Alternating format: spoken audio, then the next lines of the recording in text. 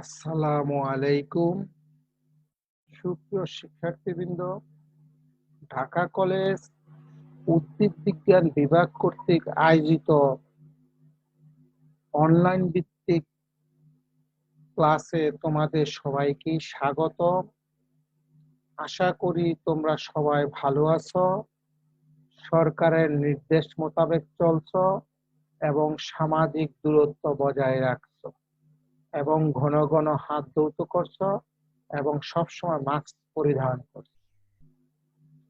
তোমাদের গত ক্লাসে আমরা আলোচনা করেছিলাম সাইকাসের শ্রেণীবিন্যাসগত অবস্থান, সাইকাসের তোমাদের বিভাগ, তারপরে পরিবার এবং হচ্ছে তোমাদের বর্গ, ওদের চারিত্রিক বৈশিষ্ট্য নিয়ে আলোচনা করেছিলাম। তাছাড়া সাইকাসের মূল, কাণ্ড এবং পাতা অন্তর্গঠন নিয়ে আমরা আলোচনা করেছিলাম এবং পোলালয়েড মূলের অন্তর্গঠন নিয়ে আলোচনা করেছি। এখন আজকে আমরা যে টপিকটা নিয়ে আলোচনা করব সেটা হলো সাইকাসের রিপ্রোডাকশন বা প্রজনন। প্রজনন বলতে সাধারণত আমরা যা বুঝি, প্রজনন হলো জীবের, যে কোনো জীবের কি হলো একটা অনন্য বৈশিষ্ট্য। প্রজননের মাধ্যমে কি তার বংশ পরস্পর বেঁচে থাকে। যদি আমরা প্রজননের একটা সংজ্ঞা দিতে যাই তাহলে সেটা হলো যে শারীরতাত্ত্বিক প্রক্রিয়ায় বা জৈবনিক প্রক্রিয়ায় জীব তার নিজের মতো বা অনুরূপ কি অপত্য বংশধর সৃষ্টি করে এবং কি করে নির্দিষ্ট বংশ দ্বারা বজায় রাখে, তাকে আমরা বলতেছি প্রজনন। এই যে উদ্ভিদ, আজকে আমাদের সাইকাস উদ্ভিদের রিপ্রোডাকশন নিয়ে আমরা আজকে আলোচনা করব। প্রজনন সাধারণত তিনটা উপায়ে হয়ে থাকে, সেটা হলো অঙ্গজ, অযৌন এবং যৌন। কিন্তু সাইকাস উদ্ভিদে মূলত দুইটা প্রক্রিয়ায় কি হয়, বংশ বিস্তার হয়ে থাকে। একটা হচ্ছে অঙ্গজ জনন বা ভেজিটেটিভ রিপ্রোডাকশন, আর একটা হচ্ছে যৌন জনন বা সেক্সুয়াল রিপ্রোডাকশন। এই দুইটা উপায়ে সাইকাস উদ্ভিদ তার প্রজনন প্রক্রিয়া সংগঠিত করে থাকে। আসো আমরা এই অঙ্গজ জনন বা ভেজিটেটিভ রিপ্রোডাকশন, এই অঙ্গজ জনন বলতে আমরা সাধারণত যে জিনিসটা বুঝি, দৈহিক অঙ্গের মাধ্যমে যে জনন প্রক্রিয়া সংগঠিত হয় তাকে আমরা বলি অঙ্গজ প্রজনন বা ভেজিটেটিভ রিপ্রোডাকশন।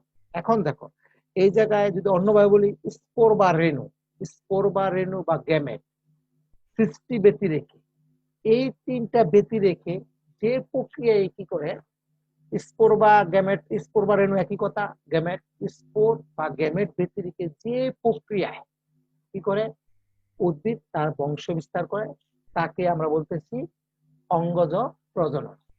এই যে সাইকাস উদ্ভিদ সাধারণত বুলবিল সৃষ্টির মাধ্যমে তার অঙ্গজ প্রজননটা সংগঠিত করে থাকে। সাইকাসের বংশবৃদ্ধির সহজ উপায় হচ্ছে বুলবিল সৃষ্টি। এখন দেখো, বুলবিল বলতে আমরা সাধারণত যে জিনিসগুলো বলি, কাক্ষিক মুকুল রূপান্তরিত হয়ে যখন স্ফীত বা গোলাকার ধারণ করে, কাক্ষিক মুকুল রূপান্তরিত স্ফীত বা গোলাকার ধারণ করলে তাকে আমরা বলতেছি বুলবিল। সব উদ্ভিদে বুলবিল সৃষ্টি হয় না, কোনো উদ্ভিদের কাক্ষিক মুকুল খাদ্য সঞ্চয় করে স্থিত হয় এবং কি হয়, গোড়ায় মাংস অঙ্গে পরিণত হয়, তাকে আমরা বলতেছি বুলবিল। এখন দেখো, কাণ্ডের কাণ্ডের গোড়ার দিকে সাইকাস উদ্ভিদের কাণ্ডের গোড়ার দিকে শল্কপত্র আমরা কাকে বলতেছি, শল্কপত্র একটি বিশেষ ধরনের অসবুজ পাতা যা উদ্ভিদের কাণ্ডের পর্ব থেকে পাতলা পর্দার ন্যায় বের হয়। কাণ্ডের গোড়ার দিকে শল্কপত্রের কক্ষমুকুলের ন্যায় প্রথমে গোলাকার বা ডিম্বাকার উপবীতি ঘটে, যার গায়ে শল্কপত্র গঠিত হয়ে প্রথমে ডেকে থাকে। এই বিশেষ আকৃতি হচ্ছে বুলবিল, যা কাণ্ড থেকে মুক্ত করে রোপণ করলে কি হয়, নতুন চারা গাছ উৎপন্ন হয়। সাইকাস উদ্ভিদ যেহেতু ভিন্নবাসী উদ্ভিদ বা একলিঙ্গ উদ্ভিদ, এই ক্ষেত্রে দেখো এই সাইকাস যদি ভিন্নবাসী হয়, বুলবিলও কি হয়, একই বৈশিষ্ট্য ধারণ করে। কিরকম? সাইকাস পুংউদ্ভিদ থেকে যে বুলবিলটা তৈরি হবে সেটা হচ্ছে পুংউদ্ভিদ হবে, আবার স্ত্রী উদ্ভিদ থেকে যে বুলবিলটা সৃষ্টি হবে সেটা স্ত্রী উদ্ভিদ হবে। ক্লিয়ার? দেখি তোমাদের বইয়ের মধ্যে যেটা দেওয়া আছে, প্রধান কাণ্ডের গোড়ায় অস্থানিক মুকুল বা বুলবিল উৎপন্ন। প্রথম প্রধান কাণ্ডের গোড়ায় অস্থানিক মুকুল, এগুলো অঙ্গজ জননে অংশগ্রহণ করে। বুলবিল স্বল্পপত্রের কক্ষে জন্মে এবং দেখতে অনেকটা গোলাকার। এগুলো কাণ্ডতে বিচ্ছিন্ন হবার পর, কাণ্ডতে যখন বিচ্ছিন্ন হয়ে যায় তখন অনুকূল পরিবেশে বুলবিল নতুন উদ্ভিদ সৃষ্টি করে। পুংউদ্ভিদ সৃষ্টি বুলবিল পুংউদ্ভিদ, এবং স্ত্রী উদ্ভিদ হতে সৃষ্ট বুলবিল স্ত্রী উদ্ভিদ সৃষ্টি করে। এই যে দেখো তিনটা উদ্ভিদ আছে, ছোট্ট একটা উদ্ভিদ দেখা যাচ্ছে বুলবিল সৃষ্টির মাধ্যমে। এই জায়গায় দেখো, এটা দেখলে একটু ক্লিয়ার হয়ে যাবে। বুলবিল সৃষ্টির মাধ্যমে অঙ্গজনন প্রক্রিয়াটা সংগঠিত হয়। এখন দেখো যৌন জনন বা সেক্সুয়াল রিপ্রোডাকশন, ওদের কোনো অযৌন প্রজনন সংগঠিত হয় না। সাইকাস উদ্ভিদ ভিন্নবাসী উদ্ভিদ বা একলিঙ্গিক উদ্ভিদ, এই জায়গায় পুংউদ্ভিদ আলাদা, স্ত্রী উদ্ভিদ আলাদা। সাধারণত প্রায় 10 বছর অঙ্গজ বৃদ্ধির পর, দৈহিক বৃদ্ধির পর সাইকাস উদ্ভিদের যৌন জনন অঙ্গ উৎপন্ন হয়। 10 বছর বৃদ্ধির পরে ওদের কি হয়, যৌন জনন অঙ্গটা উৎপন্ন হয়। পুং উদ্ভিদ পুংষ্টবিলাস, স্ত্রী উদ্ভিদে স্ত্রীবিলাস উৎপন্ন হয়। পুংষ্টবিলাস বলতে আমরা সাধারণত যে জিনিসগুলা বুঝি, পুংষ্টবিলাস বা পুংকোণ, পুংষ্টবিলাস বা পুংকোণ বা পুংরেণুপত্র মঞ্জুরি একই কথা। এগুলা কি হয়, পুং উদ্ভিদের কাণ্ডের অগ্রভাগে, পুং উদ্ভিদের কাণ্ডের অগ্রভাগে লম্বা মোচার ন্যায় জন্মায়। পুংষ্টবিলাস এককভাবে উৎপন্ন হয়। কাণ্ড শীর্ষে স্টোবিলাস উৎপন্নের ফলে, কাণ্ড শীর্ষে যখন উৎপন্নের শেষে কাণ্ডের ভিতরে সাময়িকভাবে বন্ধ হয়ে যায়। যখন কাণ্ডের উপর স্টোবিলাসের সৃষ্টি হয়, কোনটা তৈরি হয়, তখন কি কাণ্ডের ভিত্তিতে সাময়িকভাবে বন্ধ হয়ে যায়। কিন্তু পরবর্তী পর্যায়ে কি হয়, পার্শ্বমুকুল বর্ধিত হয়ে স্টোব্লাস্টকে পার্শ্বে ঠেলে দেয় এবং পুংস্টোবিলাস বৃহৎ আকার পার্শ্বে ঠেলে দিয়ে আবার কি বৃদ্ধি সংঘটিত। পুংস্টোবিলাস বৃহৎ আকার, এর দৈর্ঘ্য প্রায় 40 থেকে 60 সেন্টিমিটার পর্যন্ত হয়ে থাকে। এখন দেখো পুংস্থ একটা কেন্দ্রীয় অক্ষ থাকে। এই যে পুংস্থ যে মোচাটা কোনটা, এর একটা কেন্দ্রীয় অক্ষ থাকে। অসংখ্য মাইক্রোস্কোপি বা পুংরেণুপত্র এই কেন্দ্রীয় অক্ষের চারপাশে সর্পিল আকারে সজ্জিত থাকে। সাইকাসের সকল প্রজাতির পুংকুন অত্যন্ত ঘন। সাইকাসের সকল প্রজাতি, সাইকাসের অনেকগুলো প্রজাতি আছে, এর মধ্যে সব প্রজাতির পুংকুন অত্যন্ত ঘন, ধীর, কাষ্ঠ। মাইক্রোস্কোপে এতে নিয়মিতভাবে সন্নিবেশ থাকে যে বাইরে থেকে মনে হয় যে রেণুপত্র গুলো ভুট্টার দানার মতন লম্বালম্বি সারিতে সজ্জিত আছে। এই স্থূলবাসা দেখলে মনে হয় কি ভুট্টার দানার মতন কি লম্বা সারিতে সজ্জিত আছে। স্ট্রোবিলাসের গোড়ায় বা শীর্ষভাগের কিছু মাইক্রোস্কোপি, এখন খেয়াল করো, স্ট্রোবিলাসটা আছে, স্ট্রোবিলাসের গোড়ায় এবং শীর্ষভাগে কিছু মাইক্রোস্কোপি বন্ধা। এই যে মোচাকের থেকে যে গঠন, এর মধ্যে কি এর নিচের অংশ এবং উপরের অংশ এগুলা থাকে বন্ধা, আর মাঝ বরাবর যে অংশগুলো থাকে সেইগুলো হচ্ছে উর্বর। কোন মাইক্রোস্পোর বন্ধা অর্থাৎ কোন মাইক্রোস্পোর তৈরি করে না, পুংরেণু তৈরি করেন। বন্ধা থাকলে কি ওরা কি পুংরেণু তৈরি করতে পারে না। অবশিষ্ট মাইক্রোস্পোর হলো উর্বর, এগুলা কি পুংরেণু তৈরি করে। স্টোব্লাস্টের গোড়া কতিপয় কচিপত্র দ্বারা আবৃত থাকে। স্টোব্লাস্টের গোড়া কি কতিপয় কচিপত্র দ্বারা আবৃত থাকে। এখন দেখো এই যে উর্বর বলা হইলো, তারপরে যে বন্ধা বলা হইলো, এই যে উর্বর রেণুপত্র কোনগুলা আর বন্ধা রেণুপত্র কোনগুলা? যখন একটি রেণুপত্র উর্বর মাইক্রোস্পোর বা পরাগকণা উৎপন্ন করতে পারে তাকে বলে উর্বর, আর যখন পারে না তখন তাকে বলা হয় অনুর্বর। কেমন?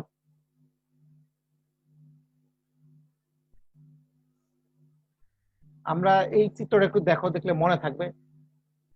ডায়াসিয়াস হচ্ছে ভিন্নভাষী। মেল প্লান্ট আলাদা, ফিমেল প্লান্ট আলাদা। মেল প্লান্ট থেকে কি হচ্ছে, মেল সেক্স অর্গান আলাদা, আবার ফিমেল প্লান্ট থেকে ফিমেল সেক্স অর্গান। আর মেল সেক্স অর্গান থেকে পরবর্তী তৈরি হলো মেল কোড।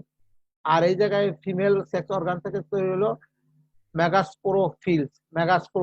এই জায়গায় খেয়াল করো, এই সাইকাস উদ্ভিদ কচি অবস্থায় স্টিস্টোবাস মোচাকাতে একটা গঠন তৈরি, যখন পরিপক্ক হয় তখন আস্তে আস্তে কি আলগা হয়ে যায়, তখন ওকে কি মোচাকাতির গঠন বলা যায় না, সাইকাস উদ্ভিদ। তখন তো বলা হয় মেগাস্পোরোফিল বা স্ত্রী রেণু পত্র। এগুলো সর্পিল আকারে থাকে কিন্তু আলগা অবস্থায় থাকে। এই জায়গায় একটু চিত্রটা খেয়াল করো তোমরা। এই যে আমরা বললাম যে কাণ্ডের শীর্ষে মোচাকৃতির একটা গঠন, কাণ্ডের শীর্ষে একটি মোচাকৃতির একটি গঠন, তাকে বলতে আমরা পুং স্ট্রোবিলাস। আর এর মধ্যে যদি এক একটা থেকে সেগুলো হচ্ছে মাইক্রোস্পোরোফিল বা পুংরেণু পত্র। এই যে আমরা যদি একটু খেয়াল করি, এই যে উর্বর মাইক্রোস্পোরোফিল গুলা কি, উর্বর মাইক্রোস্পোরোফিল গুলো নিচের অংশ এবং উপর অংশটা আমরা বলতেছিলাম, নিচের অংশ এবং উপর অংশগুলো বন্ধা বলছিলাম, যারা কি পুংরেণু তৈরি করতে পারে না। আর মাঝখানে অংশগুলো সব হয়েছে কি ফার্টাইল, উর্বর। এই যে উর্বর মাইক্রোস্পোরোফিল লম্বায় 3 থেকে 5 সেন্টিমিটার হয় এবং প্রায় 1 থেকে 1.5 সেন্টিমিটার চওড়া হয়। ওদের কি লম্বায় দৈর্ঘ্য হয় 3 থেকে 5 সেন্টিমিটার আর চওড়া হয়েছে 1 থেকে 5 সেন্টিমিটার। দেখতে অনেকটা চ্যাপ্টা কাস্টল বা গোজ আকৃতি।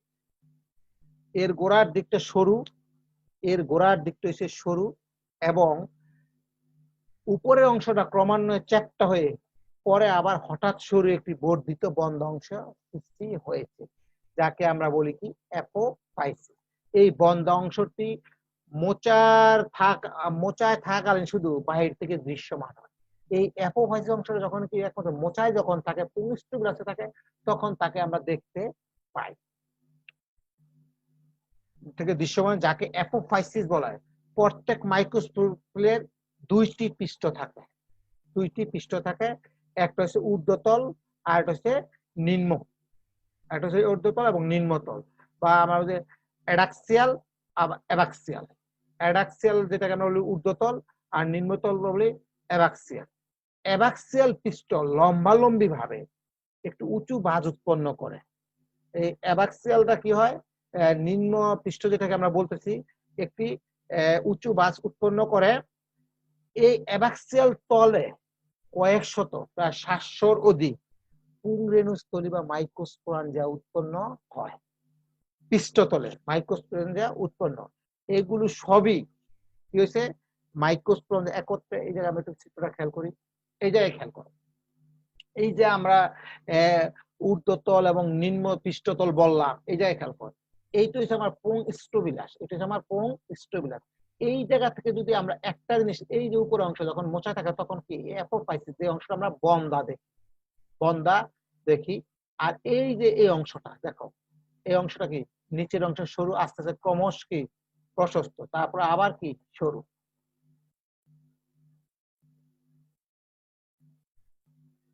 এখন দেখো, আমরা কিছুক্ষণ আগে বললাম একটি কেন্দ্রীয় অক্ষ থাকে। কেন্দ্রীয় অক্ষ যদি আমরা এই যে পুংরেণু লম্বচ্ছেদ করি, এই কেন্দ্রীয় অক্ষের চারিপাশে খেয়াল করে দেখো পুংরেণু পত্র বা মাইক্রোস্পোরোফিল আছে। এটা হচ্ছে আমার মাইক্রোস্পোরোফিল। নিচের অংশগুলো কি একটু বড়, আস্তে আস্তে কি ছোট। খেয়াল করে দেখো পুংরেণু পত্র মঞ্জুগুলো, এইগুলো হচ্ছে কি মাইক্রোস্পোরাঞ্জিয়া। এটা যেটা গুচ্ছ আকারে থাকে, সেটা কোথায় পৃষ্ঠলগ্ন বলছিলাম, পৃষ্ঠে অবস্থান করে, যেটাকে আমরা বলি অঙ্কীয় তল বলতে পারি। এটা হচ্ছে কি একটা মাইক্রোস্পোরাঞ্জ, এটা হচ্ছে একটা আমার হচ্ছে স্টোবিলাস পুংরেণু পত্র। এই পুংরেণু পত্রের মধ্যে এই অংশটি হচ্ছে আমার অ্যাপোফাইসিস। আর এইগুলো হচ্ছে আমার কি এই ছোট ছোট যে 3টা লোবে, এগুলো হচ্ছে মাইক্রোস্পোরাঞ্জিয়া। 4 থেকে 5টা বা 6-7টা মাইক্রোস্পোরাঞ্জিয়া একটা গুচ্ছাকারে অবস্থান করে, তখন তাকে বলি আমরা সরাস বা সরাই। সরাস বলা হয় এক বছরে, আর সরাই বলা হয় বহু বছরে। আর এইটা হইলো একটা মাইক্রোস্পোরাঞ্জিয়ার চিত্র, একটা মাইক্রোস্পোরাঞ্জিয়ার চিত্র। এই যে হচ্ছে পুংরেণু পত্র, এটা হচ্ছে ট্যাপেটাম, ক্লিয়ার? এখন আসো তোমাদের প্রতিটি মাইক্রোস্কোপিক কাস্টল চ্যাপ্টা শল্কপত্রের ন্যায় বাদামি বর্ণের এবং উপরের চওড়া অংশকে বলছি অ্যাপোফাইসিস এবং নিচে যে সরু অংশ অত্যন্ত সংক্ষিপ্ত বৃন্তের সাহায্যে কেন্দ্রীয় অক্ষের সাথে যুক্ত থাকে। আমরা কেন্দ্রীয় অক্ষটা দেখলাম, কেন্দ্রীয় দুই পাশে কি সর্পিল আকারে কি মাইক্রোস্কোপিক পুংরেণু পত্রগুলা যুক্ত আছে। মাইক্রোস্কোপিক অঙ্কীয় তল এবং পৃষ্ঠতল, অঙ্কীয় তল এবং পৃষ্ঠতল আছে। উর্বর মাইক্রোস্কোপিলের পৃষ্ঠতলে, উর্বর বলছে কি মাঝামাঝি উপরে এবং নিচে বন্ধা, আর মাঝখানে অংশ রয়েছে আমার উর্বর ফার্টাইল। এই উর্বর মাইক্রোস্কোপিলের পৃষ্ঠতলের সরু অংশ অসংখ্য মাইক্রোস্পোরাঞ্জিয়া ধারণ করে। 2, 3, 4 বা 5টি স্পোরাঞ্জিয়া একত্রিত হয়ে ষোড়াশ গঠন করে। ষোড়াশগুলির মধ্যবর্তী স্থান সমূহ নরম এবং কোমল রুম দ্বারা আবৃত। এই চিত্রটা একটু খেয়াল করো, আরো ক্লিয়ার হয়ে যাবে তোমরা। এই যে কেন্দ্রীয় অক্ষর চারপাশে কি আমার এই যে কি বলছিলাম আমরা পুংরেণু পত্র মাইক্রোস্পোফিল, এই কেন্দ্র, আর এই নিচের অংশ হচ্ছে কি মাইক্রোস্পোর, যেটা গ্রুপ আকারে গুচ্ছ আকারে অবস্থান করতেছে। আর এই এমতেই একটা জিনিস যদি আমরা নেই, এটা হচ্ছে মাইক্রোস্পোফিল বা পুংরেণু পত্র। পুংরেণু পত্রের উপর অংশটা অ্যাপোফাইসিস আর নিচের অংশ এই যে এটা হচ্ছে সরাই বা মাইক্রোস্পোরাঞ্জিয়া। এই জায়গায় দেখো এই যে মাইক্রোস্পোরাঞ্জিয়া দেখানো হয়েছে, আর এটা হচ্ছে মাইক্রোস্পোরাঞ্জিয়ামের বিকাশটা, মাইক্রোস্পোরান ডেভেলপমেন্ট অফ মাইক্রোস্পোরাঞ্জিয়া, এটা আমরা এখন পড়াবো। আর একটু খেয়াল করে নাও, দেখো প্রোংস্টিবুলাস তোমাদের বই থেকে ছবি নেওয়া, অ্যাপোফাইসিস সরাস 4, 5, 6, 7টা এই স্পোরাঞ্জিয়া একত্রে গুচ্ছাকারে অবস্থান করে সরাস গঠন করে। এই জায়গা থেকে দেখো বিভিন্ন মাইক্রোস্পোরাঞ্জিয়া। এখন আসো মাইক্রোস্পোরাঞ্জিয়ামের গঠন বিকাশ। মাইক্রোস্পোরাঞ্জিয়ামের গঠন বিকাশ তা যদি আমরা একটু আলোচনা করি,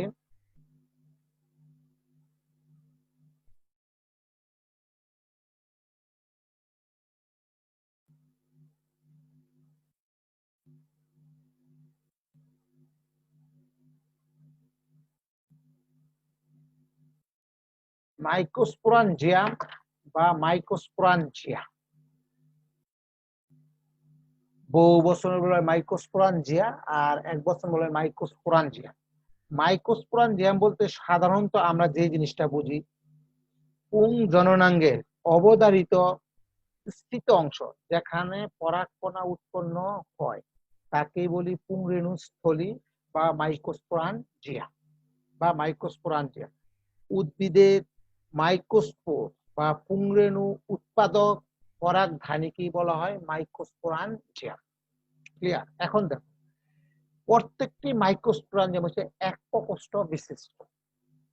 মাইক্রোস্পোরাঞ্জিয়াম ইউস্পোরাঞ্জিয়েট পদ্ধতিতে বিকাশ লাভ করে। ইউস্পোরাঞ্জিয়েট জিনিসটা বলতে আমরা সাধারণত কি বুঝি, এক গুচ্ছ সক্রিয় কোষতে স্পোরাঞ্জিয়া বিকাশ লাভ করে। এক গুচ্ছ সক্রিয় কোষতে যদি স্পোরাঞ্জিয়া বিকাশ লাভ করে তাকে বলা হয় আমরা ইউস্পোরাঞ্জিয়েট। প্রতিটি মাইক্রোস্পোরাঞ্জিয়াম মাইক্রোস্পোরোফিলের অদতকের এক বা একাধিক কোষ থেকে উৎপত্তি লাভ। অদতক উপরের হইছে এপিডার্মিস, এর নিচের যে ত্বকটা হচ্ছে সেটা হলো অদতক বা আমরা যেটাকে হাইপোডার্মিস বলি। হাইপোডার্মিস অদতকের এক বা একাধিক কোষ থেকে উৎপত্তি লাভ করে।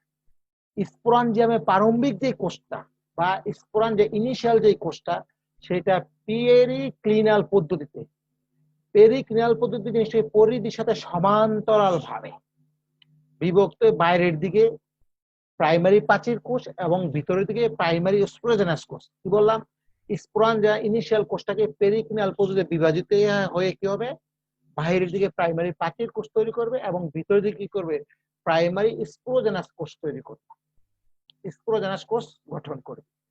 প্রাইমারি প্রাচীর কোষটি বারবার পেরিক্লিনাল এবং এন্টিক্লিনাল, পেরিক্লিনাল এবং এন্টিক্লিনাল সমান্তরালে যেটা বিভক্ত হয় তাকে আমরা পেরিক্লিনাল, এবং উপরে নিচে লম্ব বা 90 ডিগ্রি অ্যাঙ্গেলে যেটা বিভক্ত হয় তাকে বলি আমরা এন্টিক্লিনাল। এন্টিক্লিনাল পদ্ধতি বিভক্তে 5 থেকে 7 কোষস্তর পুরু হয়। প্রাইমারি স্পোরোজেনাস কোষ সকল তলে বারবার বিভক্ত হয়ে, সকল তলে বারবার বিভক্ত হয়, দুইটা তল আছে এই জায়গায় বিভক্ত হয়ে কি হচ্ছে দেখো, অসংখ্য স্পোরোজেনাস কোষে পরিণত হয়। আচ্ছা, আমরা একটু বলি স্পোরোজেনাস কোষ জিনিসটা কি। স্পোরোজেনাস কোষ বা টিস্যু, স্পোরোজেনাস হচ্ছে মাইক্রোস্পোরাঞ্জিয়ামে একেবারে ভিতরে, মাইক্রোস্পোরাঞ্জিয়ামে একেবারে ভিতরের অংশের যে সমশক্ত টিস্যু, টেপেটাম স্তর আবৃত থাকে, টেপেটাম স্তরে আবৃত থাকে, বা সরাসরি অথবা বিভাজনের মাধ্যমে মাইক্রোস্পোর মাতৃকোষ, মাইক্রোস্পোর মাতৃকোষ বা পরাগ মাতৃকোষ গঠন করে, পরাগ মাতৃকোষ গঠন করে, তাকে আমরা বলি স্পোরোজেনাস টিস্যু বা কোষ। ক্লিয়ার? সহজ ভাষায় বলতে গেলে পরাগরেণু উৎপাদনের জন্য যে টিস্যুর কোষগুলোর মধ্যে কি মিউসিস বিভাজন ঘটে, তাকে আমরা স্পোরোজেনাস টিস্যু বলি। খেয়াল করে দেখো, এই শেষ ধাপের কোষগুলোকে, এই কোষগুলো যে শেষ ধাপে যে কোষগুলো থাকে তাদের বলি microspore mother sell. Microspore mother sell, microspore mother sell বলতে সাধারণত কি পরাগধানীর অন্তঃস্থলে, পরাগধানীর অন্তঃস্থলে টেপেটাম স্তর দ্বারা আবৃত, টেপেটাম স্তর দ্বারা আবৃত উপস্থিত একগুচ্ছ কোষ হচ্ছে মাইক্রোস্পোর মাদার সেল বা পরাগ মাতৃকোষ বলে, পরাগ মাতৃকোষ বলে, যা স্পোরোজেনাস কোষ থেকে সৃষ্টি হয়।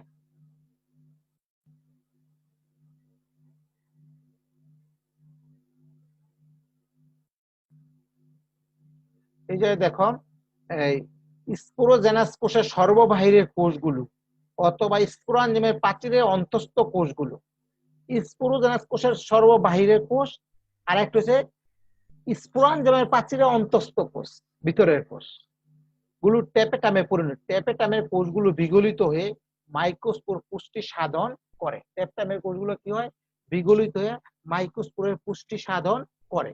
টেপেটাম বলতে সাধারণত আমরা যে জিনিসটা বুঝি, টেপেটাম বলতে সাধারণত আমরা বুঝি মাইক্রোস্পোরাঞ্জিয়াম বা এন্থার মধ্যস্থ পুষ্টি সাধনকারী যে টিস্যু, তাকে আমরা বলি টেপেটাম, তাকে বলি আমরা টেপেটাম।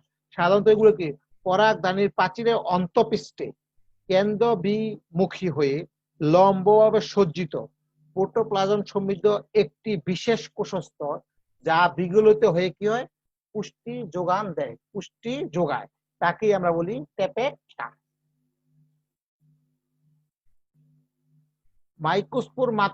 মাইক্রোস্পোর মাতৃকোষগুলো পরস্পর পৃথক হয়ে গোলাকার প্রাপ্ত হয় এবং মায়োসিস পদ্ধতিতে বিভক্ত হইয়া কি মাইক্রোস্পোর সৃষ্টি করে, পুংরেণু সৃষ্টি করে। এখন দেখো, মাইক্রোস্পোর পুংলিঙ্গ উদ্ভিদের প্রথম কোষ এবং হ্যাপ্লয়েড সংখ্যক ক্রোমোজোম ধারণ করে।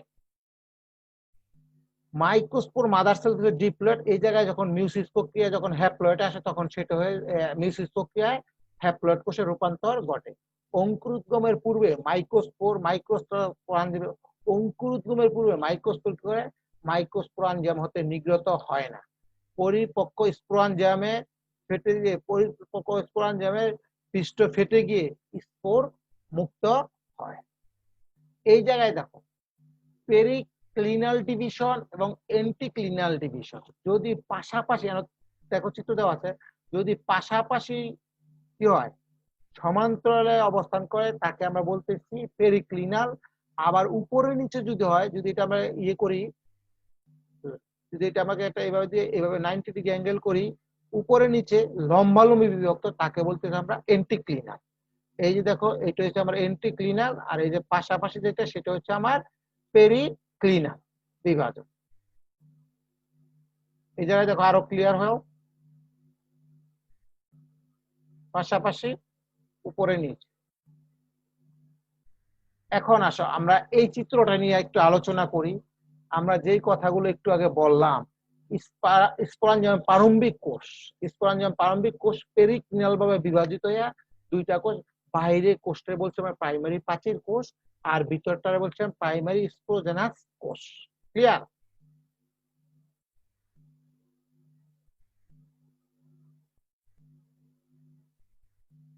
এই চিত্রটা দেখো আরো ক্লিয়ার হয়ে যাবে। এপিডার্মিস, এটা হচ্ছে অদত্ত, অদত্ত প্রাইমারি যে কোষটা ছিল এই জায়গায় দেখো পেরিটোনিয়াল ভাবে বিভক্ত হয়েছে।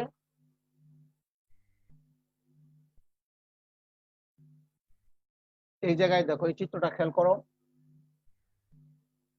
উপরের যে ইয়াটা লেয়ারটা সেটা হচ্ছে এপিডার্মিস, আর নিচেরটা হচ্ছে অধতক হাইপোডার্মিস। হাইপোডার্মিসের মধ্যে আমার কি ছিল, প্রারম্ভিক ইনিশিয়াল কোষ ছিল, ওইটা আবার কি পেরিটোনিয়াল ভাবে বিভক্ত হয়েছে। পেরিটোনিয়াল বিভক্ত হয়ে দেখো এই জায়গায় দেখো বাইরের আমরা বাইরের কোষ প্রাচীর, ভিতরেরটাকে বলছিলাম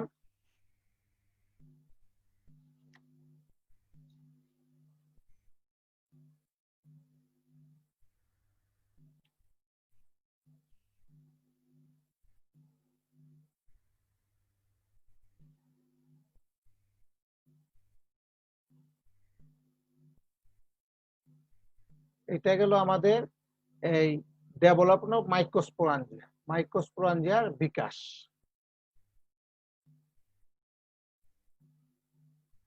এখন আসো আমরা পুং গ্যামেটোফাইটের বিকাশটা যদি আলোচনা করি। পুং গ্যামেটোফাইট,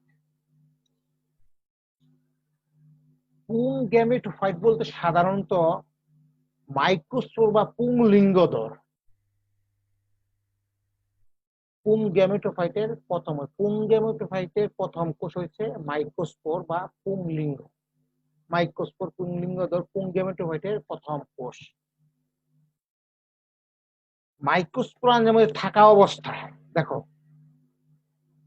মাইক্রোস্পোরাঞ্জিয়ামে থাকা অবস্থায় তারা বিবর্তন শুরু করে। মাইক্রোস্পোরাঞ্জিয়ামে থাকা অবস্থায় ওদেরকে বিবর্তন শুরু হয়, কোষের নিউক্লিয়াসটি বিভাজন ঘটে। এখন দেখো ওদের স্তর হচ্ছে দুইটা। মাইক্রোস্পোরে পুংডরের সাধারণত মাইক্রোস্পোরের স্তর হচ্ছে সাধারণত গোলাকার, এবং এরা সাধারণত দেখতে ওরা হচ্ছে গোলাকার এবং স্তর হচ্ছে দ্বিস্তর যুক্ত। বাইরের স্তরটি হচ্ছে এক্সাইন, ভিতরের স্তরটি হচ্ছে ইনটাইন নামে পরিচিত। বাইরের স্তরটা হচ্ছে পরিপক্ক আর ভিতরের স্তর হচ্ছে পাতলা। মাইক্রোস্পোরাঞ্জিয়ামের ভিতর মাইক্রোস্পোরের অঙ্কুরোদ্গম আরম্ভ হয়। মাইক্রোস্পোরাঞ্জিয়ামের ভিতরে মাইক্রোস্পোরের অঙ্কুরোদ্গম আরম্ভ হয়। মাইক্রোস্পোরের অঙ্কুরোদ্গমের পূর্বে এর সাইটোপ্লাজমে স্টার্চ দানা দ্রবীভূত হয়। মাইক্রোস্পোরের অঙ্কুরোদ্গমের পূর্বে কি হয়, ওর সাইটোপ্লাজমে কি স্টার্চ দানা কি দ্রবীভূত এবং একটি গহ্বরের সৃষ্টি হয় এবং নিউক্লিয়াস এক পাশে সরে যায়। মাইক্রোস্পোর মাইটোসিস প্রক্রিয়ায় বিভক্ত হয়ে দুইটি অসমান কোষে উৎপন্ন করে। এই জায়গায় দেখো এই চিত্রটা খেয়াল করো, ওয়াল সেল কয়েকটা প্রাচীর তৈরি করছে। এই মাঝখানে কি মাইক্রোস্পোর মাদার সেল তৈরি হয়েছে, মাইক্রোস্পোর মাদার সেল থেকে মাইক্রোস্পোর টেট্রাড তৈরি হয়েছে, তারপর পুরো মাইক্রোস্পোর এই জায়গা থেকে ভিতর থেকে মাইক্রোস্পোলেন গ্রিন তৈরি করছে।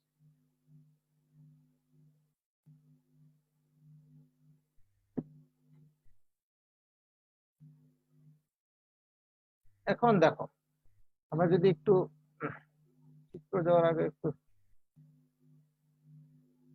এই জায়গায় খেয়াল করি, আমরা যেই কথাটা বললাম, এই যে মাইক্রোস্কোপ এবং মাইক্রোস্কোপ ওরা কি দ্বিস্তর বিশিষ্ট।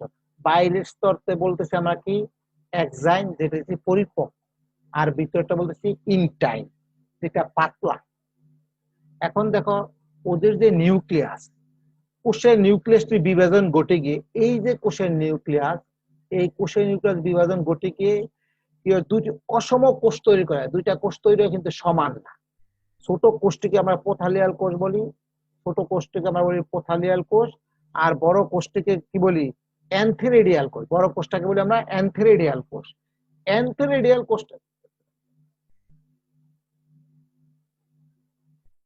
এই যে প্রোথালিয়াল কোষ, অ্যান্থেরেডিয়াল কোষ, এই দেখো এইটা এই চিত্রটা খেয়াল করো, নিউক্লিয়াসে অ্যান্থেরেডিয়াল কোষ আর ছোটটা বলতে পোথালিয়াল কোষ। পরবর্তীতে দেখো এই পোথালিয়াল কোষটা কি হয়, নিষ্ক্রিয় থাকে, কিন্তু থাকে, সে বিলীন হয়ে যায় না।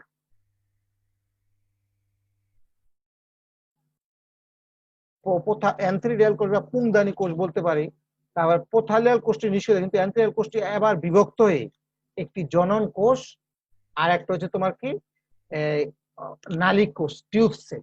এই যে অ্যান্থিরিয়াল কোষ যেটা আছে সেটা কি করতেছে, বিভক্ত তৈরি করতেছে কি তোমার এই যে জেনারেটিভ সেল এবং টিউব সেল, জনন কোষ এবং টিউব সেল তৈরি করতেছে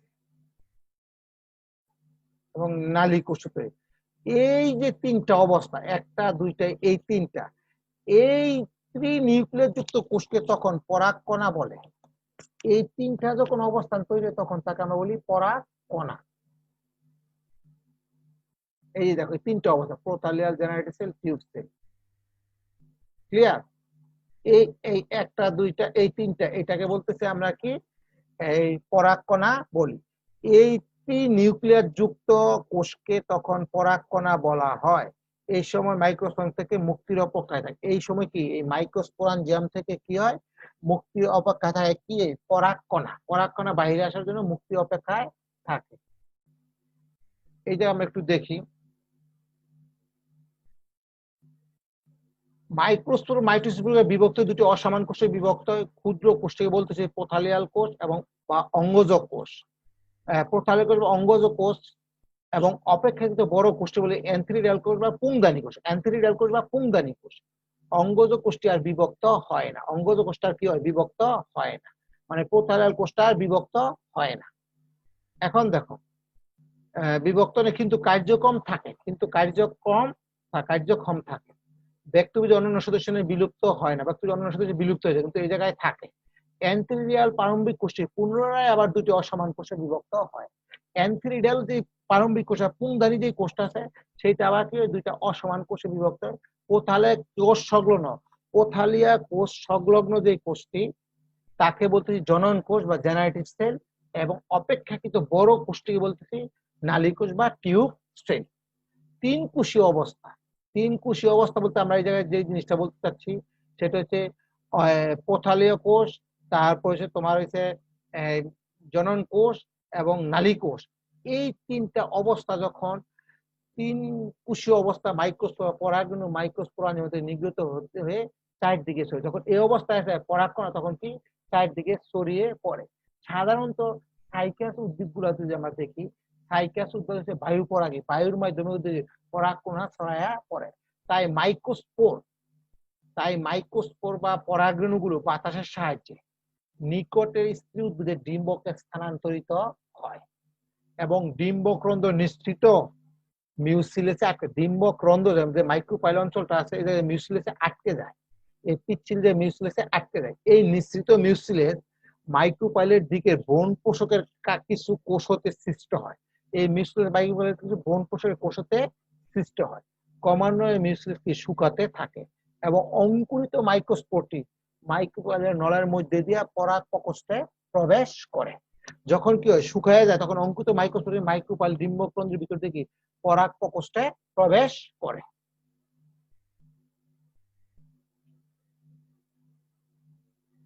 এই জায়গায় খেয়াল করো, দেখো এই যে আমাদের প্রোথালিয়াল সেল, এই প্রোথালিয়াল সেলটা কিন্তু রয়েই গেছে, জেনারেটিভ সেল আর টিউব সেল। কারণ প্রোথালিয়াল সেলের পাশে এসে আমার কি জেনারেটিভ সেল। এই চিত্রটা খেয়াল করো, এই চিত্রটা খেয়াল করো আরো একটু ক্লিয়ার হবা। প্রোথালিয়াল সেলের পাশে আছে আমার জেনারেটিভ সেল, জনন আর টিউব নিউক্লিয়াস।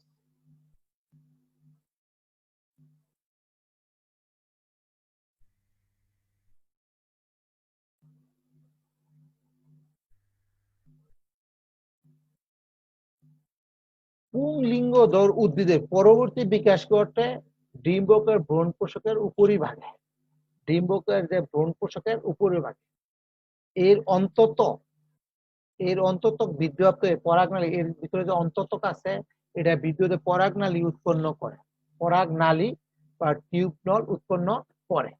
এরপর শীঘ্রই জনন কোষটি, পরবর্তী কি হয়, এই জনন কোষটি বিভাজিত একটি বৃন্ত কোষ এবং একটি দেহ কোষ গঠন করে। এই জনন কোষটা দেখো, যদি এই জায়গায় খেয়াল করো, এই জনন কোষটা এই জেনারেটিভ সেলের বিভক্তি আবার দুইটা কোষ তৈরি, একটা স্টক সেল আর একটা হচ্ছে বডি সেল।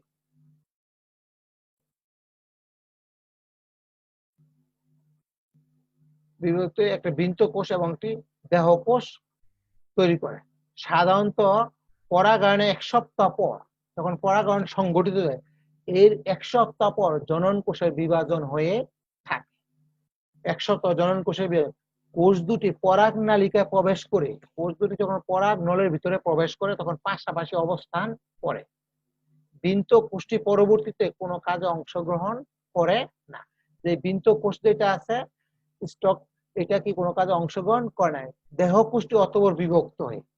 দেহ কোষটি কি হয় পরবর্তীতে আবার বিভক্ত কি দুটি শুক্রাণু মাতৃকোষ উৎপন্ন করে, দুটি শুক্রাণু মাতৃকোষ উৎপন্ন করে বা প্রদান করে। শুক্রাণু মাতৃকোষ দুটি ক্রম রূপান্তরিত হয়ে দুটি পেটানো শুক্রাণু তৈরি করে। এই শুক্রাণু মাতৃকোষ কি দুটি ক্রম রূপান্তরিত হয়ে দুটি পেটানো শুক্রাণু তৈরি করে। মুক্ত শুক্রাণু লাটিম আকৃতি, মুক্ত শুক্রাণু হচ্ছে লাটিম আকৃতি। এর শীর্ষে থেকে পশ্চাৎ দিকে অসংখ্য সিলিয়া 5-6টা আবৃতে সজ্জিত থাকে। এই যে মুক্ত শুক্রাণু লাটিম আকৃতি, এর শীর্ষ থেকে পশ্চাৎ, উপর থেকে এবং নিচের দিকে পিছনের দিক পর্যন্ত অসংখ্য সিলিয়া 5 থেকে 6 আবৃতে সজ্জিত থাকে। এই সিলিয়াগুলোর সাহায্যে শুক্রাণু পরাগ নালীর ভিতরে অগ্রসর হয়। এই সিলিয়াগুলোর সাহায্যে কি হয় শুক্রাণু কি পরাগ নালীর ভিতরে অগ্রসর হয়। সাইকাসের শুক্রাণু সকল উদ্ভিদ এবং প্রাণী জগতের পুংগামেটের মধ্যে সর্ববৃহৎ। সাইকাস উদ্ভিদ শুক্রাণু সকল উদ্ভিদ এবং প্রাণী জগতের পুংগামেটের মধ্যে সর্ববৃহৎ এবং এগুলো খালি চোখে দেখা যায়। সাইকাসের শুক্রাণু খালি চোখে দেখা। সাধারণত সাইকাস রিবুলেটা যে প্রজাতি আছে এর শুক্রাণু 180 থেকে 210 মাইক্রন পর্যন্ত হয়ে থাকে। সাইকাস রিবুলেটা পরাগায়ন নিষেকের মধ্যবর্তী সময়ের ব্যবধান প্রজাতি ভেদে বিভিন্ন রকমের। ওদের যে পরাগায়ন এবং নিষেক এদের যে মধ্যবর্তী সময়টা প্রজাতি বিভিন্ন রকম হয়ে থাকে। সাইকাস রিবুলেটা পরাগায়নের প্রায় 4 মাস পর নিষেক করে। সাইকাস রিবুলেটা প্রজাতিতে কি হয় পরাগায়নের প্রায় 4 মাস পর নিষেক ঘটে। এই জায়গায় একটু খেয়াল করো, শেষ চিত্রটা যদি আমরা একটু আলোচনা করি, আমরা কি বলছিলাম এই যে পুংগেমেটোফাইটের যে বিকাশ, এই পুংগেমেটের 2টা স্তর থাকে। এই জায়গায় যায় দেখো, এই আমরা যে জিনিসটা বলছিলাম এই জায়গায় একটা হচ্ছে এক্সাইন, একটা হচ্ছে ইনটাইন। ইনটাইন হচ্ছে ভিতরে, এক্সাইন হচ্ছে বাইরে। তারপর যে নিউক্লিয়াসটা, নিউক্লিয়াসটা 2টা ভাগে 2টা অসমান কোষে বিভক্ত হয়। এর মধ্যে ছোট কোষটিকে বলছে পোথালিয়াল সেল, আর বড় কোষটিকে আমরা কি বলছিলাম নালিকা কোষ। এটাকে বলছে বৃহত্তর কোষ, এটাকে বলছে নালিকা কোষ। এইরূপ 3 কোষ এই ছোট কোষটি বলছে পোথালিয়াল, বড় কোষ অ্যান্থিরিডিয়াল কোষ আর পুংদানি কোষ। অ্যান্থিরিডিয়াল কোষ বা পুংদানি কোষ। এই অ্যান্থিরিডিয়াল বা পুংদানি কোষটা আবার কি করছে পরবর্তীতে আবার কি হচ্ছে বিভক্ত হয়েছে। বিভক্ত হয়ে কি হচ্ছে এর মধ্যে যে ছোট যে কোষটা সেটাকে বলছে আমরা জনন কোষ, যেটা কি পোথালিয়াল কোষ সংলগ্ন ছিল। আর বাদ বাকিটা কি ছিল আমাদের নালিকা কোষ, আর এটা ছিল আমাদের নালিকা কোষ। এইরূপ 3টা কোষ, নালীকোষ, জনন কোষ এবং পোথালিয়া কোষ, এই 3টা অবস্থায় পুংরেণু পরাগায়ন ঘটে। এই এই 3 কোষীয় অবস্থায় পুংরেণু পরাগায়ন ঘটে। অর্থাৎ পুংরেণু গুলো কি হয় পুংরেণু স্থলে থেকে নির্গত হয়ে বাইরে চলে আসে। কিসের মাধ্যমে আসে? বাতাসের মাধ্যমে আসে, বাইরে ছড়িয়ে পড়ে এবং নিকটবর্তী স্ত্রী উদ্ভিদের স্ত্রী রেণুপত্রের উপর কি হয় অবস্থিত ডিম্বকরন্ধ্রে স্থানান্তরিত হয়। এই যে খেয়াল করো,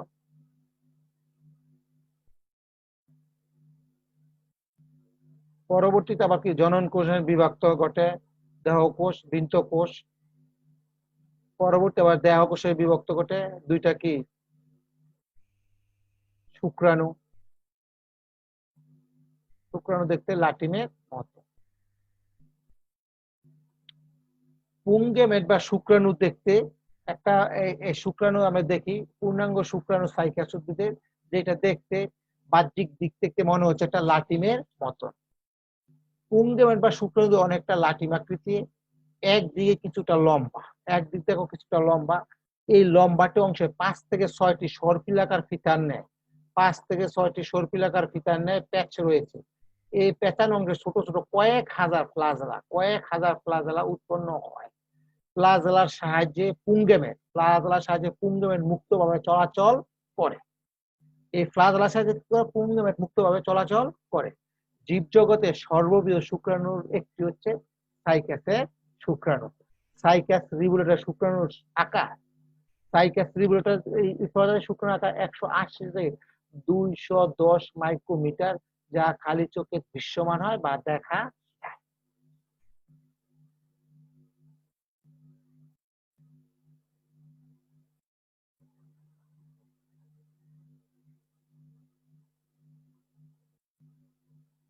এখন আসো আমরা যদি পুরো ক্লাসটা একটু রিভিউ আকারে নিয়ে আসি। আজকে আমরা যে জিনিসগুলো জানলাম সেটা হলো, আজকে আমরা সাইকাসের রিপ্রোডাকশন শুরু করলাম। রিপ্রোডাকশনের মধ্যে আমরা কি সাইকাসের প্রজনন জিনিসটা কি জানলাম। একে দুইটা ভাগে ভাগ করা হয়েছিল, একটা হচ্ছে ভেজিটেটিভ রিপ্রোডাকশন, একটা হচ্ছে সেক্সুয়াল রিপ্রোডাকশন। ভেজিটেটিভ রিপ্রোডাকশনে একমাত্র বুলবিলির মাধ্যমে সংগঠিত, সেটা জানলাম। তারপর হইতে যে সেক্সুয়াল রিপ্রোডাকশনের মধ্যে আমরা কি জানলাম, পুংস্ট্রোবিলাস কোনটা সম্বন্ধে জানলাম, সাইকাসের কোন কোথায় তৈরি হয়, সাইকাসের কোনের মধ্যে মাইক্রোস্ট্রোফিল গুলা পুংরেণুপুত্র কিভাবে সজ্জিত থাকে সেটা জানলাম, পুংরেণুপুত্রের কোন অংশটা বন্ধা সেগুলো নিয়ে আমরা জানলাম। পরবর্তীতে স্পোরাঞ্জিয়া, মাইক্রোস্পোরাঞ্জিয়ার বিকাশ, ডেভেলপমেন্ট মাইক্রোস্পোরাঞ্জিয়ার বিকাশ, মাইক্রোস্পোরাঞ্জিয়ামের কিভাবে বিকাশ লাভ করে, মাইক্রোস্পোরাঞ্জিয়া কি সেগুলো আমরা জানলাম। পরবর্তীতে জানলাম পুংগেমেট এর বিকাশ বা পুংগেমেট তৈরির প্রক্রিয়া, কিভাবে পুংগেমেট তৈরি হয়, এই জিনিসগুলো নিয়ে আমরা আজকে আলোচনা করলাম।